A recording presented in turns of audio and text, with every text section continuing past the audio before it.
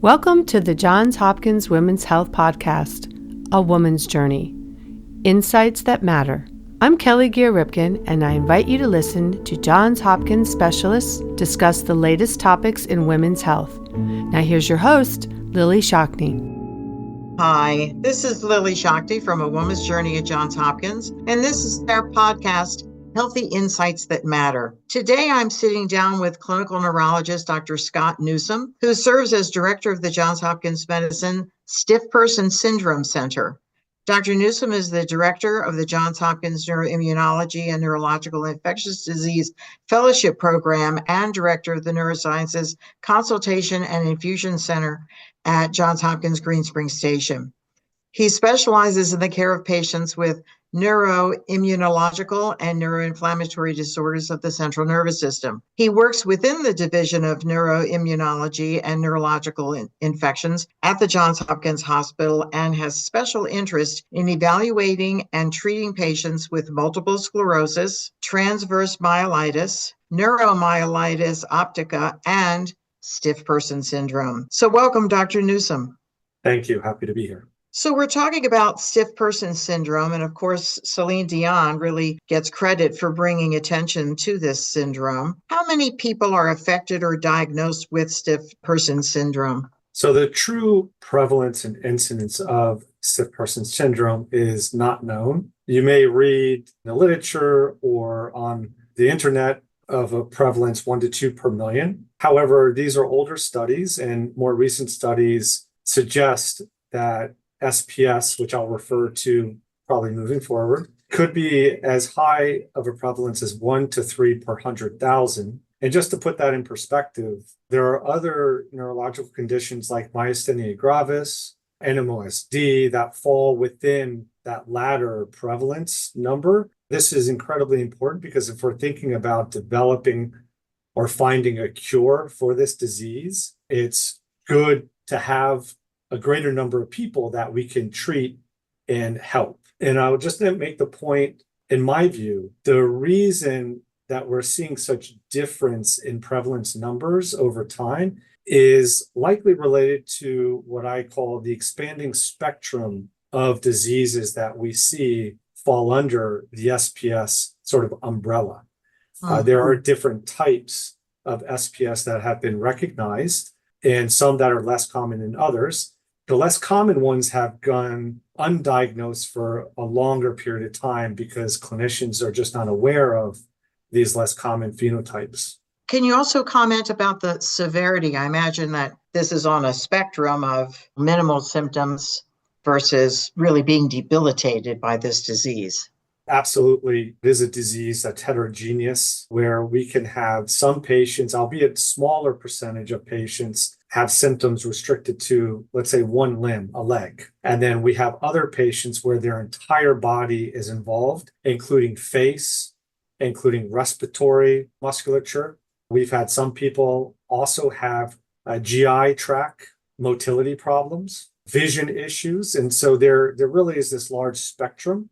I will say along this spectrum, we continue to learn more and how it is quite disabling, regardless of how 1 or 10 body regions are involved. It really wreaks havoc on our patients' lives. So it also sounds like something that could be misdiagnosed.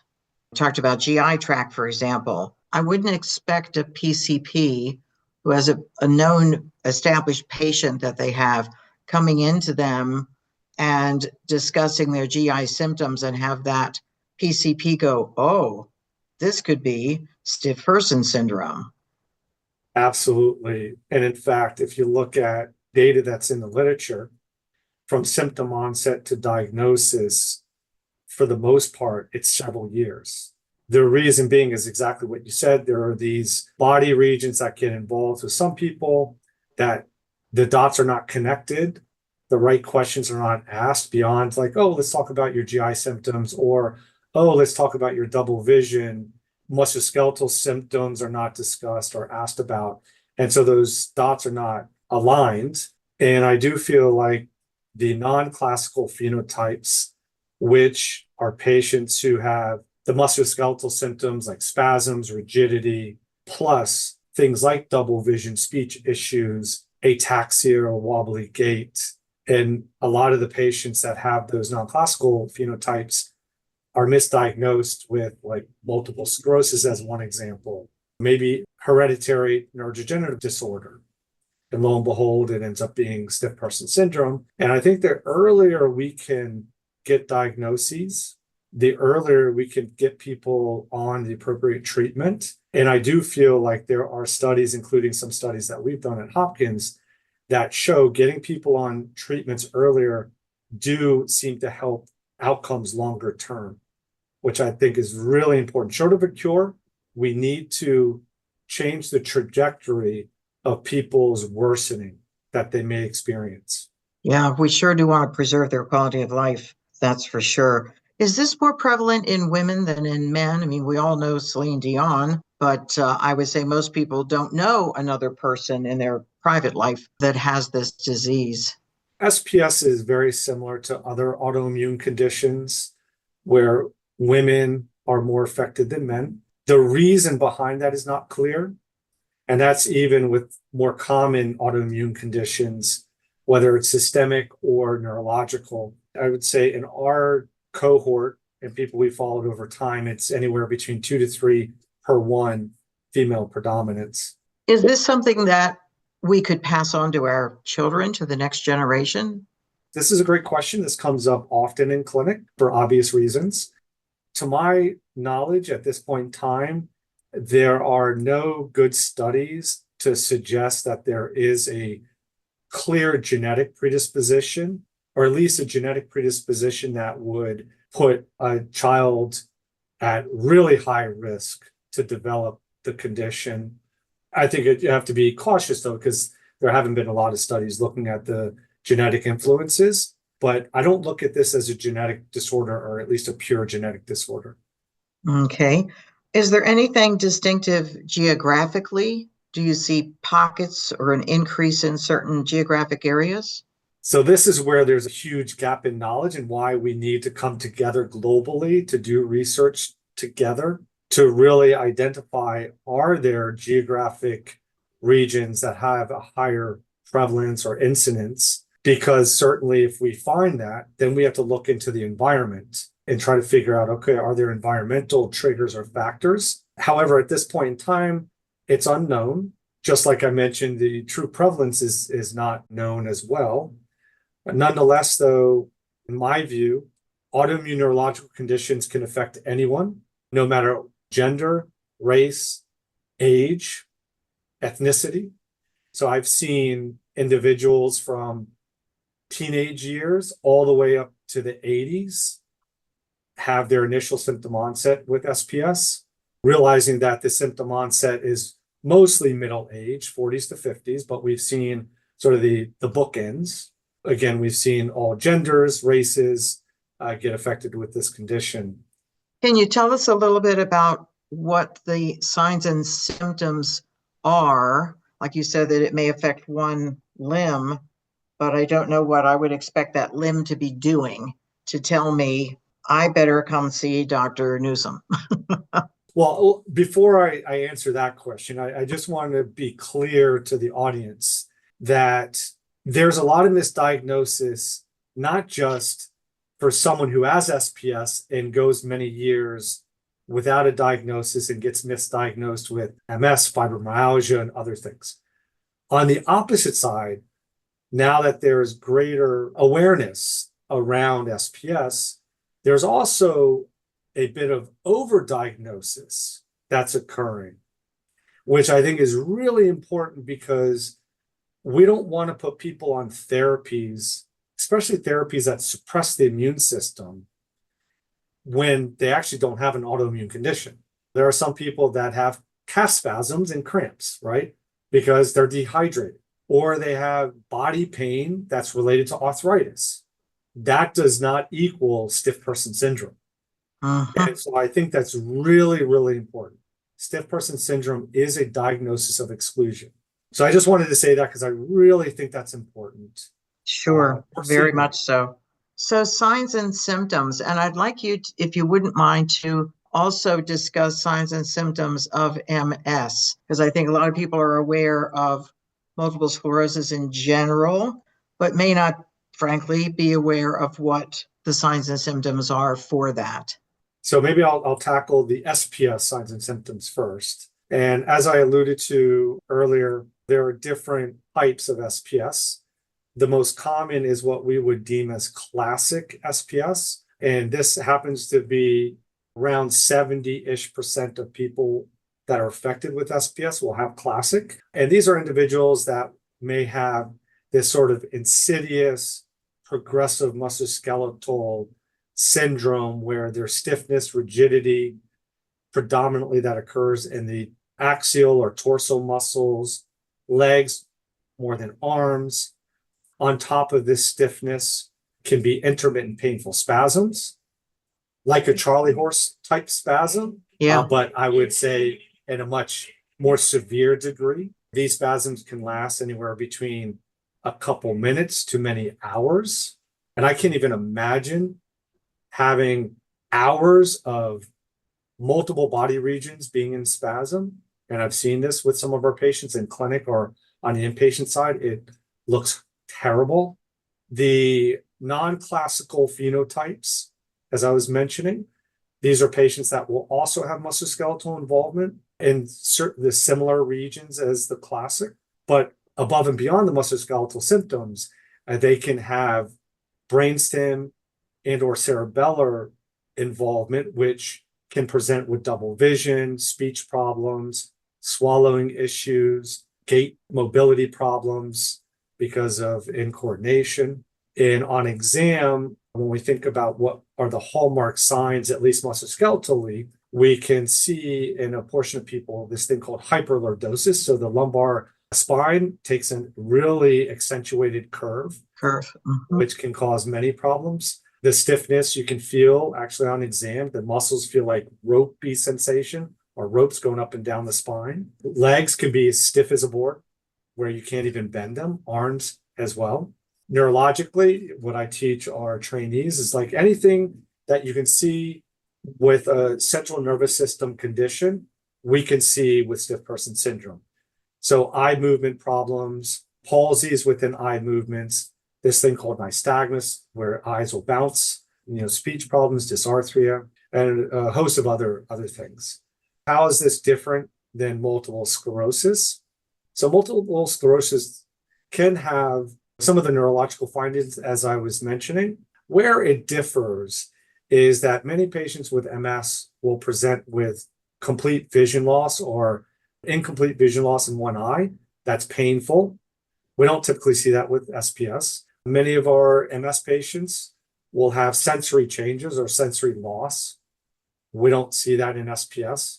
On the workup, which I know I'm sure we'll get to, MRIs are abnormal in people living with multiple sclerosis. MRIs are typically normal in people with SPS. And so that's where SPS is a diagnosis of exclusion, because you rule out all the things that are structural, other autoimmune conditions. And then when you say, okay, well, the clinical presentation seems to fit, the exam has maybe some of those hallmark signs that I mentioned, like hyperlordosis, the workup, blood-based, fluid-based, imaging-based. We're seeing some findings with SPS. Then you can say, okay, we feel more comfortable with this diagnosis. But really, it's still a rare condition, diagnosis of exclusion. We have to be careful with putting people on treatments that are geared towards SPS or other autoimmune neurological conditions when you're not fully confident that that's what you're treating. In order to make an accurate diagnosis, you're ruling out all of the other things that the signs and symptoms possibly could be associated with. Are there blood tests that help with the ruling in or ruling out?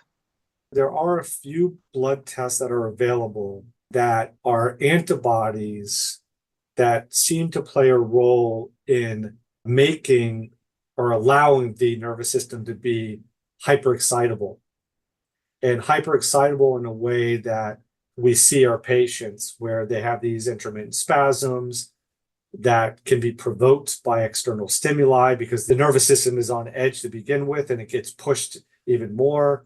People can have falls related to that. But the blood markers are these autoantibodies that target the GABAergic pathways, which are involved in keeping the nervous system chill. And those are positive if we take the three collectively that are most common, and up to about 85 to 90% of people, give or take a couple of percentiles.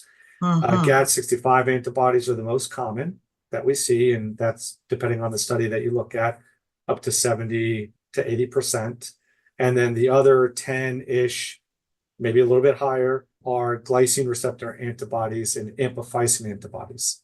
I will caution people, though, labs are done in different labs and you have different assays. And so the numbers can look different.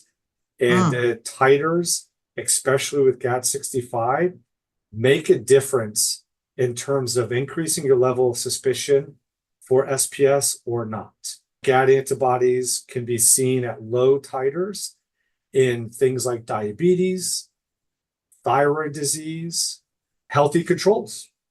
So people who have no autoimmune neurological condition. And I want to be clear again is that just because someone has a positive blood test that has been associated with SPS, I would not make a diagnosis without having those other features that can help support the diagnosis, right? Like the clinical presentation, the exam findings, ruling out other things. And then you say, oh, okay, we have a high GAD antibody, and that helps aid in the clinical diagnosis. Should a blood test be sent to a particular laboratory that would be familiar with SPS biomarkers, or how can we ensure that things are measured properly?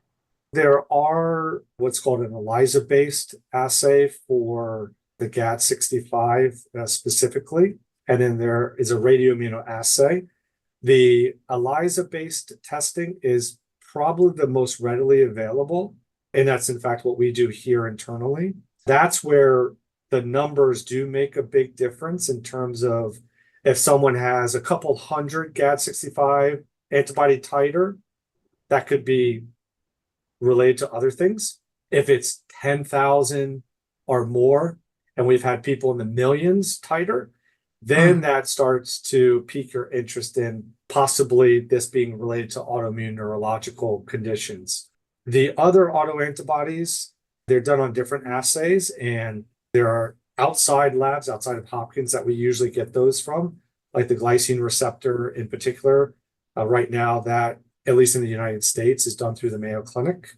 So my threshold to look at non-GAD65 autoantibodies is if the GAD65 is negative or low positive, and the person has clinical symptoms or clinical syndrome that's concerning for SPS, I will get those other autoantibodies. Very good. Are there any particular things, whether it be an external force or internal force like stress, that seems to exacerbate the condition? Yeah, so there's several things. If we think back to the nervous system is hyperexcitable because of the underlying, what we think is the pathophysiology of the disease, that GABAergic pathways being involved, emotional stress, good and bad, actually can provoke spasms, stiffness, falls. And good so and bad. Wow. Yeah, no, this is why this condition is terrible. It's terrible in many different facets. And this is why we're doing what we're doing in research. But I've had patients at a wedding, at a birthday party, where there's happy emotions that feeds into that hyperexcitable nervous system and causes the symptoms to amplify. External abrupt noises. Car horn goes off, a dog barks, fire alarm goes off, and that can send people into full body spasms. Cold weather is not the friend of our SPS patients. This time of year, winter, our patients suffer. There are some people that are very sensitive to tactile stimulus. So even just putting your hand on someone's shoulder, that could send them off into a full body spasm. Gracious sakes. Yeah, no, and this is why we try to think about how we can treat this disease from a multi-pronged approach to help minimize some of the external stimulus or forces that can amplify these symptoms. And we do have some treatments that can help with that. But again, it's a rare disease. There's overdiagnosis happening in the wrong direction.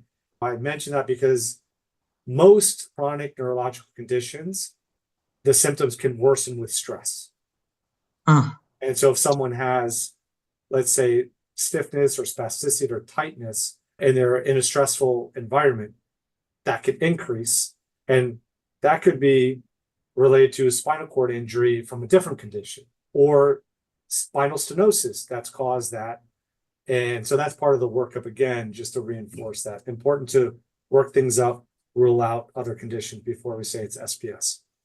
Are there any diseases or disorders that are affected by having SPS? Like, does it make diabetes worse or something else? Does it impact other comorbidities that the patient may already have? There are no great studies suggesting that SPS makes other conditions worse. I think in part with rare conditions, it's a sample size game when you're trying to look at a question like what you just asked. What I can say, though, are a couple things. So one, there are a few medical comorbidities that are more commonly seen in SPS, like diabetes, as you just mentioned. So autoimmune diabetes and insulin-dependent diabetes, autoimmune thyroid disorder, either hyper or hypothyroidism, pernicious anemia that can cause B12 deficiency. So those are the top three. We published a study looking at this recently, and it's about a third across the board with thyroid disease, a little bit less with diabetes, and then a little bit less with pernicious anemia. And then there's a potpourri of other autoimmune conditions that we've seen congregate, including some rheumatological conditions like Sjogren's syndrome as one example. When we looked at when these conditions come about, and then trying to answer the question, well, having more comorbidities, does that actually put someone at greater risk of disability over time or in the future? So these autoimmune conditions can occur before the diagnosis, right at diagnosis, or many years later after getting a diagnosis of SPS. And that's important because as part of our monitoring strategy, we will check for diabetes, thyroid issues, pernicious anemia over time with just lab-based monitoring. We did not find a great association with having a couple comorbidities over time with a greater disability. However, there did seem to be, in this one particular study I was referring to, a trend towards the more comorbidities you have, the greater the level of disability with people living with SPS. But I caution the data because, again, small sample size, retrospective, and it just, again, speaks to that we need more studies. We need global studies where we can partner with other experts to look at these important questions. So tell me about treatment. In my view, treatment is really multi-pronged. So very important to utilize non-medication and medication-based approaches. And within the medication approaches, symptomatic medicines and immune-based treatments. So I'll dive a little bit deeper into what I mean by that. So given the fact that the GABAergic pathways within the nervous system are affected, we use medications that help increase the level of GABA within the nervous system, because the thought is that GABA levels are low, and that's what leads to that hyperexcitability. So we try to augment that level. And the medications that are the most commonly used are benzodiazepines, like Valium and clonazepam as two examples. So the longer acting ones. Baclofen, another medication, because again, they influence the GABA levels within the nervous system. And then there's a potpourri of other ones that we don't have time to go into, but those help with the muscle spasms, the stiffness to some degree. The non-medication based symptomatic medications, there's a bunch of different ones. My recommendations to people is, well, you have to try them. It's like trial and error. You try aqua therapy in a warm pool. Try maybe dry needling with your physical therapist. Acupuncture sometimes can help people, stretching, Pilates, yoga. There's a bunch of things that people have found to be helpful. You have to figure out for the individual what's going to be the most helpful. And then given that this is an autoimmune condition, the spectrum of conditions, I should say, immune-based treatment is incredibly important. So the immune system is angry.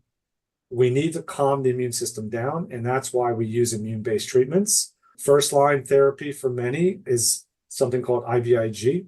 That's an infusion that's given through the IV, usually monthly over time. There are other therapies that are stronger to the immune system that actually suppress the immune system. We need to make sure we have the right diagnosis first. And then once we have the right diagnosis, we can combine these different treatment interventions to try to help our patients over time.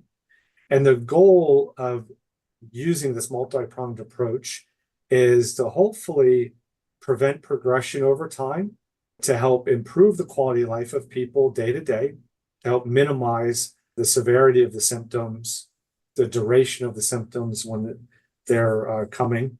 This will help lead to hopefully future clinical trials that will not only help prevent worsening or mitigate the trajectory of worsening, but actually halt progression completely, rewind the clock, and actually restore and improve function. And of course, the Holy Grail is a cure. I'm thinking about what you mentioned about stress. I can just picture a mother of the bride walking down the aisle, and before she gets to her seat, being up the creek without a paddle, right? Are there stress reduction therapies that are recommended, or to see a therapist who might be able to advise a patient how to better control the stress in their life? As we always say, it's not what happens, it's how you react to what happens. But it is sad that even a good stressor can trigger trouble. Absolutely. And I think this is an area that needs to continue to be explored and researched. We have seen in other autoimmune neurological conditions, I think MS is probably one of the poster childs for this, showing that different behavioral interventions like cognitive behavioral therapy as one can help, mindfulness being another. And we've had many of our patients seek out these type of behavioral interventions. We did a study looking at a specific behavioral intervention, this thing called acceptance commitment therapy, ACT, and showed in this one study things like stress causing anxiety, mood-related problems. Doing ACT helps, actually.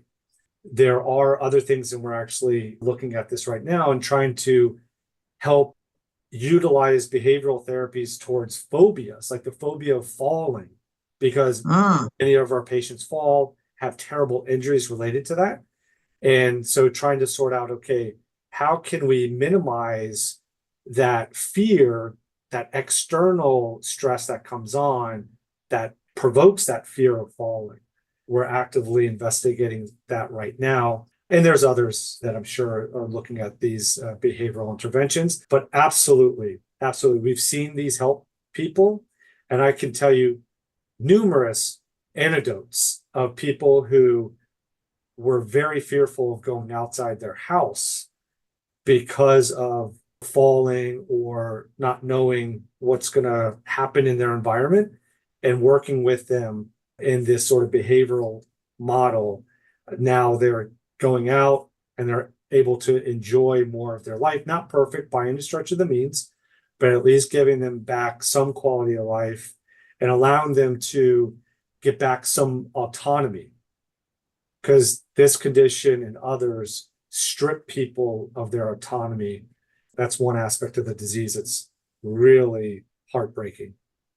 And I imagine that they're not able to drive because they don't know when somebody blows the horn, they could end up in trouble. Yes, that is the case for many of our patients. Absolutely. Yeah. For the medication treatments, are there any issues with tolerating those treatments? Do they have tough side effects that might make it, like, is it really worth taking this pill, or should I just stay the way I am? There are. It's the unfortunate reality with any medication. There's always a potential for side effects. I will say that this is where the personalization of the treatment approach comes into play for the patient. We have studies that are looking at groups of people and saying, oh, this treatment seems to work with X, Y, and Z. But at the individual level, whatever treatment has been looked at, it may not work because of tolerability or other issues, right? And so I think for me, at least my approach is talking with the patient, trying to get a better understanding of what their short-term, intermediate, and long-term goals are, trying to sort out, okay, well, what are your most problematic symptoms? Tackling those first. Because we know with polypharmacy, being on multiple medications, the more medicines you're on, the more possible interactions, the more side effects. And our patients, as you heard me go through the many different treatments that we try, polypharmacy inevitably happens. The common thing that we see with the muscle relaxers is fatigue, tiredness, sometimes weakness, cognitive fogging, like people feel like they're in the clouds. We try to figure out, okay, well, within what the short-term, long-term desires of the patient is, we try to match the treatment approach. And there will be some people, I can tell you for sure, that they tell me, you know what, I'd rather be in pain than not be able to think clearly. And then others, they're like, my pain is 100 out of 10. I'm not thinking clearly because of the pain. So I'd rather take the chance of being on a higher amount of medication to see if we can dull the pain from the spasms that occur, or the stiffness that occurs. And then maybe that will help offset some of the foggy headedness from the pain. So it's a delicate balance. And I could tell you, at least from my experience, is every time we see people, we ask the question, okay, are you on the right treatment path or not? And if we're happy with how things are going, okay, we'll continue to ask that question every time we see them and in between the times we see them. If we're not happy, then we need to step back and we have to say, okay, do we have the right diagnosis? Number one, I'm always asking that question to myself. And then number two, okay, well, is it because you have a new symptom? Is it because you're failing your immune treatment? You're progressing through it? Is it just because it's a side effect of a medication and we have to tailor that a little bit? Is it mood because this is a terrible disease? It sucks, right? That's what my patients tell me. It's terrible. It sucks having SPS, and I agree. So there's a lot of things that go into it. I'm thrilled and commend you for having a shared decision-making discussion with your patients rather than saying, I'm going to put you on this pill, take it. That you're really digging in and looking at what are the goals of your patients? What do they want to see improve, or what are they willing to deal with? And really getting to know that patient. What's important to that individual as an individual? So again, I commend you for doing that. I have to ask maybe the toughest question that I'm sure our listeners are thinking about, and that is, how does this affect life expectancy? This comes up every clinic. An incredibly important question, as one would expect. There are no real good studies that can address this in a way that I would answer SPS shortening life expectancy. So the disease itself. With that being said, though, just like other autoimmune neurological conditions that are chronic in nature, the secondary complications can shorten life expectancy. And I can't tell you, oh, is it 70 years old or is it 10 years sooner? I can just tell you for sure, if someone has mobility problems that restrict them, let's say, to the bed, and they have no mobility, then one could extrapolate from that, gosh, you're at great risk for DVTs or clots. You're at risk for infections. You're at risk for falls that could lead to a brain injury or a hip fracture that could then cause more problems, right? That's what I thought about, was hip fracture. And we know nothing good happens usually after that occurs. Yeah, so it really is secondary complications is what can get people into trouble. And so that's why we work very hard to try to prevent the secondary complications of SPS, like the falls, the orthopedic injuries, brain injuries, bleeds, those kind of things that can happen from falls.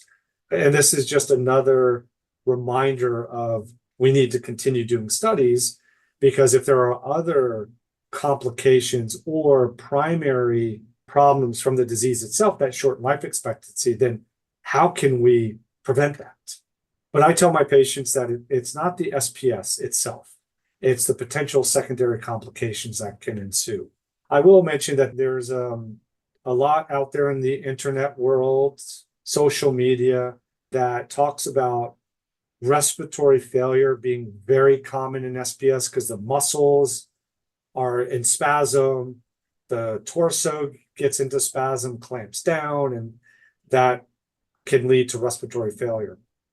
We studied this, we looked at this, we looked at how common are respiratory symptoms with spasms, and it's a little over a third of patients will endorse this. So not insignificant, right? That's a pretty high number. And when we looked at least for the people that we had pulmonary function test available, not all people had what I would deem irreversible problems related to the disease itself, like restricted lung pattern is what we will commonly see. And the number of people that we could say, oh yeah, they died from respiratory failure because of spasms, there may be one or two people that I've seen over my career where that's occurred. And one person that comes to mind, it was during COVID pandemic where we were trying to get them on the next therapy. And because of the COVID pandemic and a delay in treatment, that potentially could have resulted in that. I can tell you that sticks with me because this just, again, tells me how bad this disease could be and that we don't want to waste time in what I would deem escalating treatment if their current therapy is failing. But again, going back to what I mentioned, we don't want to escalate in people where we're not sure they have the diagnosis. And that happens. I've seen it. And I've seen people be on these, what I would deem potentially dangerous drugs that don't have not only SPS, but they don't have an autoimmune condition. That's got to be tough. I can imagine each time a patient comes in, you're reassessing to make sure that not just that they're on the right path, but that, yes, this is their diagnosis. Get another surprise symptom and it takes you down a different path. My trainees, if you ask any of them, fellows or residents, they'll tell you, I always ask them for every patient, even someone who I've seen for 15 years, do we have the right diagnosis? And if yes, tell me why. And if no, tell me why. And if you're not sure, it's in that gray zone, tell me why. And do we feel confident or comfortable enough to continue the therapies that we're doing? And I'm a big believer in phoning a friend. So if we're at that crossroad with an individual and that crossroad of, well, I'm not really sure that they have SPS and being an SPS expert, right? Or they're failing their current therapy and we want someone else to take a look at it from fresh eyes or different lens, I'll reach out to one of my colleagues who's an SPS expert at a different institution, say, hey, would you mind seeing this person and give me your insight or let me know what you think about it? Because at the end of the day, it's my job to try to do best for the person. I want to be sure that we're doing right for the person and feel fine getting other opinions. I take no offense to it. And in fact, when patients come to see me, if they say, oh, I'd like a second opinion, that's fine. Go for it. No problem. I always tell patients, if you mention to a physician you're seeing that you plan to get a second opinion and they react poorly to that, that is not the doctor for you. If healthcare professionals are not comfortable with second opinions, and something's wrong. I know that you have a large database, which is wonderful, and I'm sure you're adding to it every day as you have newly diagnosed patients coming to see you and all of your follow-ups. What would you describe as being the top 3 current research initiatives that you're excited about?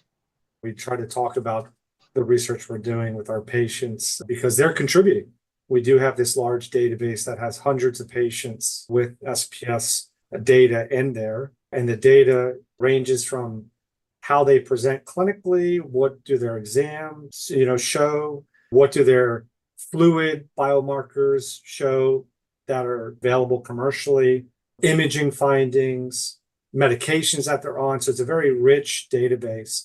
So a few things that we're quite proud of that I think has added to the literature is we have identified early markers that are associated with future disability in people living with SPS.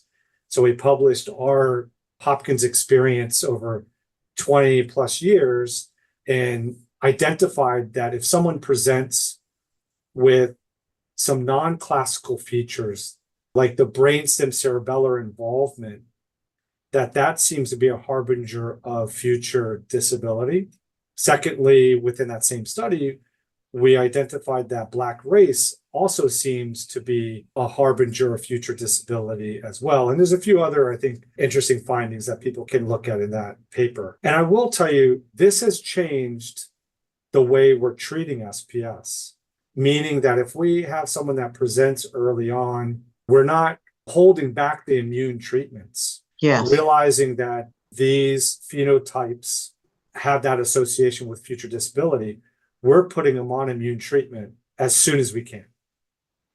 Versus, maybe someone who has one limb involved, what we would deem stiff limb syndrome or partial SPS.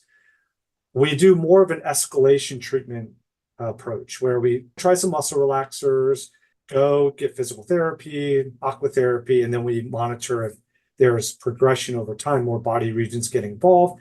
And then we say, okay, let's go on immune treatment. But if someone presents with SPS plus, which is classic features plus brainstem and or cerebellar involvement, these are people we're very aggressive with up front so we can help prevent future disability. That's one initiative that we're really proud of because I feel like that's helped add to the literature and hopefully is helping people look at SPS a little bit differently and treating people differently. Another initiative is trying to better understand beyond the musculoskeletal system and then also the brain, what other systems could be involved. And I had mentioned gastrointestinal system, right? And so we've done a few different studies looking at how common are GI symptoms, are we seeing on gut dysmotility, findings that support the symptoms that people are experiencing, and then also oculomotor or vestibular predominant symptoms that bring people to the doctor, not musculoskeletal symptoms. And so we've been able to show that and expand on, I think, what was once known as that spectrum of involvement or symptoms. The other, since you asked for three, I think I could go on and on. Uh-huh.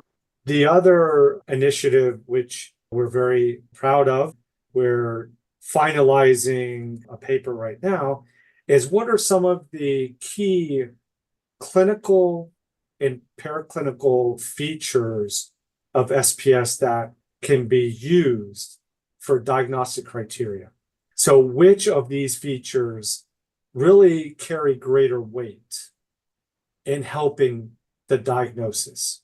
Because someone has spasms, well, the spasms, as we've been talking about, that doesn't mean you have SPS, and it's subjective. That's very subjective. So are there things that really add to the model when we're looking at statistical modeling that we could say, okay, this is really specific or sensitive when you're looking at someone that may fit a clinical syndrome? So that's a study that we've done, and we're hopefully going to have that published here in the near future. And that will hopefully help with a more global project that I'm spearheading with a couple other colleagues where we can get consensus around the diagnostic criteria. Because right now we're working in silos. What I deem as classic or SPS plus or some of the other phenotypes is predominantly driven by, what's in the literature, but then what I've seen over years, right? What someone else in a different institution deems as, okay, what are the most important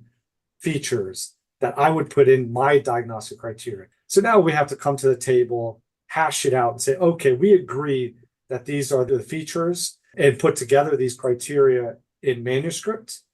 And so clinicians who are seeing some of these patients in the community can utilize this to say, okay, this is what the experts are deeming as definitive versus possible. Because then it goes back to, well, if you're going to treat these patients with aggressive immunotherapy, you want to make sure you have the right diagnosis. That's actually a global initiative that recently started, and really excited about that because in the coming probably year to 2 years, we're going to have that consensus criteria. That's excellent. I work in the breast cancer field. Research that I do ends up being published in oncology journals. I've come to realize that we need to get more things published, if they can be repurposed, shall we say, into the journals that a PCP reads, or a GYN reads, or a GI doctor reads, or an ophthalmologist reads, because we certainly are educating what I'm going to call our own, right? Our own professional family.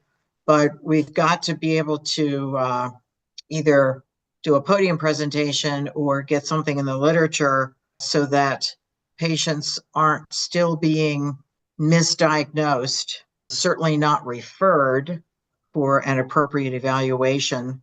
What do you think is going to be the solution to that? Because I see that in all aspects of medicine, not just what you and I have talked about today. What is it going to take to do that? Yeah, this is a team approach. So all those things you mentioned, all those different platforms and venues are incredibly important.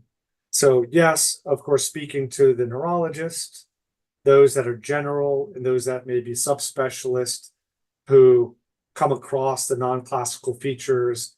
We're lucky we have all these subspecialists, neuro-ophthalmologists, neurovestibular people. And so they're part of our center and they'll see some of these people and then send them to us. But there are other people that don't have an SPS expert there locally, but they may see these oddball symptoms and signs, and they may not be aware that there's this spectrum. So yes, falling within the umbrella of neurology, but then expanding out where we've done this in multiple sclerosis and other related conditions. Yeah, presenting at different conferences. I've presented at family practice conferences for like MS as an example. I've gone and just talked to family practitioners about, hey, you may be on the front line and see our patients the first time that someone has an attack with MS. And so these are the things to look for. When should you refer, right, to a neurologist? So these are the bullet point items. And oncology, you mentioned. So some of our patients actually will have a malignancy associated with their SPS. We put it under perineoplastic etiology, breast cancer, lung cancer being the top two, and by and large, breast cancer being the most common. We see these patients. Are their malignancies identified really within the first 5 years from symptom onset? Finding the malignancy could be curative to the neurological condition. Beyond 5 years, we haven't seen a malignancy associated with it. So it's in those early years. So going to oncology conferences and presenting, hey, look, yes, it's rare, but this can happen. So as many avenues as possible, utilizing social media, I'll mention there is a patient advocacy organization called the SPS Research Foundation, who I'm on their medical advisory board, and they have a lot of really great information on there for patients, including videos and frequently asked questions and interesting publications, looking at that as one avenue of educating patients for themselves. It's really all of the above and beyond. And are there other good patient resources that you would recommend? I certainly think probably the website at Johns Hopkins, where your center is, would be a good place for them to peruse. Yeah, of course, being biased, right? Because we spend a lot of time putting that together. Sure. But no, I think that's one resource. We have material there for new patients, follow-up patients, videos that I did a while ago on the 50,000 foot view of what SPS is and what people deal with, treatments also. And then I think there are other academic centers that have websites with some information. NORD, the National Organization of Rare Diseases, they have some information about SPS. And in fact, I was asked to help update their information on their website a couple different times. I will caution the audience, just going to Dr. Google is very dangerous. And I know sometimes that's the information, or that's the portal where Hmm. people get their medical Oh, yeah. Yeah. information, right? And I think there's pros and cons. With Dr. Google, though, and sick person syndrome, there is a whole host of misinformation out there. There's a lot of people that put videos out there that may not even have SPS and Hmm. are showing what they're experiencing. So I think before jumping to those maybe less credible sites or Hmm. videos, definitely I would stick to NIH, NORD, academic centers, SPSRF as your information up front. You can level set. You can see what the experts are sharing, which of course it's not, we can't answer every question. But then, at least you can go into the world of Google with a different lens than if you just go in there from up front and see some things that may be not so helpful for the individual who's living with SPS and those that are helping take care of people living with SPS. Yes. Well, we certainly do want people to be only accessing those website resources that are credible for two reasons. One, we don't want to lead them down the wrong road, have them talk about not on the right path. Oh boy. But it also is a waste of their time. And time is precious.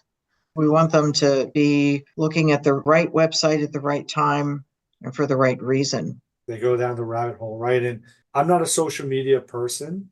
Embarrassingly, my wife made me a Facebook page years ago because she got sick of me asking her how my friends were doing. She's like, why don't you just get a Facebook page and find out for yourself? And so, with that being said, there are things that I'll look up just for day-to-day stuff, even non-medical things, because I'm looking at, oh, well, what's the best tool for this project? And you can go really deep into that rabbit hole and spend countless hours. We try to avoid that. It's not helpful, like you mentioned. Yeah, And really try to go to credible sites. for sure. Well, I'm going to think of you with a different name, Scott. I'm going to think of you as Sherlock Holmes because I think that's what you're doing when you're trying to figure out, is this the right diagnosis for this patient and how to best manage this patient's life? Because you're improving their quality of life or maintaining their quality of life. And in order for you to do that, you've really got to do some heavy duty investigation. So I'll think of you as Sherlock Holmes. Well, thank you. So That's very, very kind of you. It is a difficult condition to diagnose and to follow over time and to monitor people and make sure, again, those treatment paths are appropriate. And I will just mention why we really are invested in trying to make the right diagnosis, and these diagnostic criteria initiative is the trickle down effect is huge with respect to clinical trials. So there are companies that are very interested in looking at novel therapeutics for the treatment of stiff person syndrome. And we're on the cusp of, I think, many clinical trials occurring over the next few years. And in fact, there's one that is ongoing right now, just started a few months ago. This is where we're going, right? We are refining the criteria that we go by to make the right diagnosis. We're trying to do best for our patient with the tools that we have today in the clinic, with some of the things we mentioned already.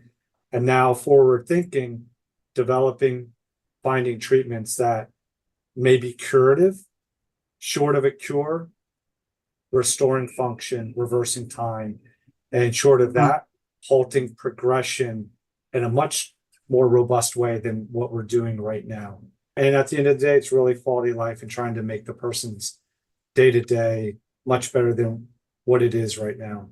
One more thing I wanted to highlight, which I think is incredibly important, is the diagnostic criteria, that global diagnostic criteria that I was referring to earlier, is being supported by the SPSRF, so the SPS Research Foundation, which we're incredibly grateful to for these efforts. And then also the SPSRF has developed a patient registry in collaboration with NORD, which will go live sometime this year. And this, I think, is going to be incredibly helpful for patients, learning about how this illness is affecting people beyond certain regions of the world. And researchers will be able to leverage the data from this registry in order to ask important questions, which will hopefully get answers that will help our patients over time. Yes, having them being able to find joy again and joy every day. That's Well, I right. want to thank you for joining us today and being part of the Johns Hopkins Medicine, A Woman's Journey, Healthy Insights That Matter podcast series. To all of our listeners, I look forward to next month when we will feature another Johns Hopkins Medicine expert. Take care of yourselves. Thank you for listening to A Woman's Journey podcast.